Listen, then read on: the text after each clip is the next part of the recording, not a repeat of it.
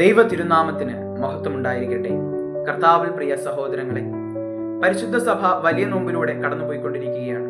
ഈ കാലയളവിൽ വിശുദ്ധ മർക്കോസ് എഴുതിയ സുവിശേഷം 8-ാം അധ്യായം 31 മുതൽ 38 വരെയുള്ള തിരുവചനങ്ങൾ നമുക്ക് വിചിന്തനത്തിനായി ലഭിച്ചിരിക്കുന്നു. 34-ാമത്തെ വാക്യത്തിൽ കർത്താവ് നമ്മോട് ഇപ്രകാരം പറയുന്നു: തന്നെ അനുഗമിക്കാൻ ആഗ്രഹിക്കുന്നവൻ തന്നെ പരിത്യജിച്ച് തന്റെ കുരിശുമെടുത്ത് തന്നെ അനുഗമിക്കട്ടെ.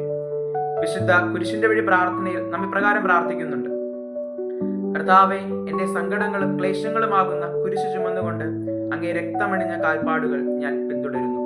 ഇഹലോക ജീവിതത്തിൽ ലോകത്തിന് അനുരൂപരായി നമ്മുടെ ആവശ്യങ്ങളും ആഗ്രഹങ്ങളും നിറവേറ്റി ജീവിക്കുവാൻ വളരെ എളുപ്പമാണ്.